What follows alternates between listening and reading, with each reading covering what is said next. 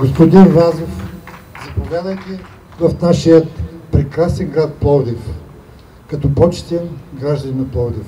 От днес улица Станционна ще се преименува Иван Вазов. Добре дошли! Драги мои съграждани, първата дума, която трябва да изкажа от това място е благодаря. Благодаря от душа и сърце за необикновено ласкавия прием, за високо знаменитата тържественост и блясък, с който градът Пловдив почете моето идване тук.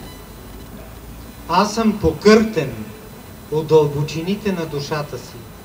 Аз съм смаян от всичко, каквото чух, каквото видях. Може би пръв път в живота си изпитвам вълнения, като сегашните. Тия вълнения се дължат на две причини. Първо, на величието на този момент, който ще остане за мен незабравим, и второ, че аз съм честван в Пловдив, мил на мене, като втори роден град, дето съм прекарал няколко от най-хубавите години на младостта си, под първите благодатни лъчи на свободата, огряла радостно нашето отечество. Да, Пловдив, с хубавата своя история. Пловдив, в който през времето на робството биеше най-силно пулсът на българското сърце.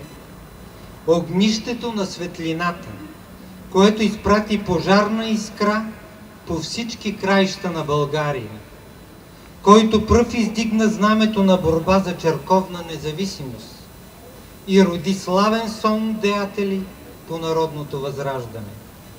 Пловдив, който и подир освобождението беше в продължение на няколко години политически и духовен център на Южна България, удивляващ чужденците със своя всестранен напредък, със своя интензивен културен живот. Драги съграждани, господин Салчев във възторжената си приветствена реч ме обсипа с най-ласкателни думи. Той може би надцени моите заслуги. Аз съм дълбоко покъртен от думите му, знаейки, че той е тълковател на всички български сърца в Пловдив. Той набляга особено силно на моята книжовна дейност в Пловдив.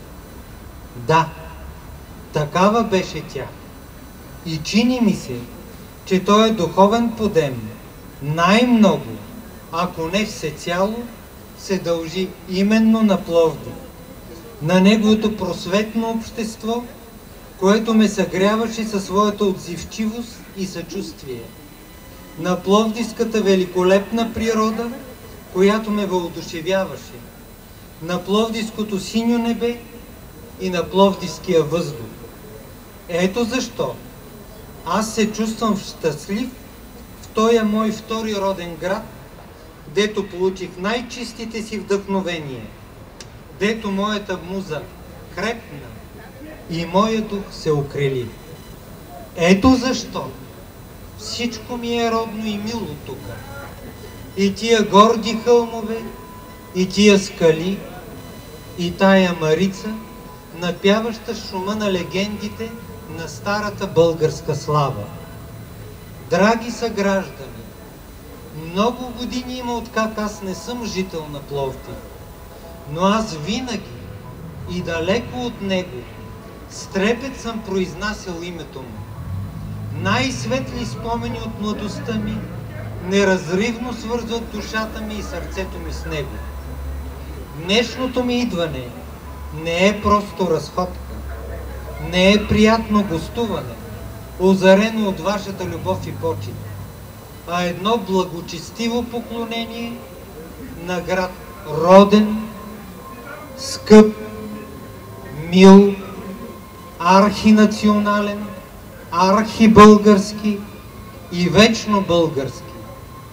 И това поклонение е толкова по-знаменателно, по-радостно за мене, че той има за цел да отговори и на едно скъпо желание на една до висока степен ласкателна покана на пловдивското гражданство. Аз бях честит още да се видя прогласен почетен гражданин на Пловдив. Титла за мен е най-ласкателна, чест голяма, с която се гордея. И като пловдивски гражданин, не само по право, но и по душа, аз викам възторжено: слава на Пловдив! Ура!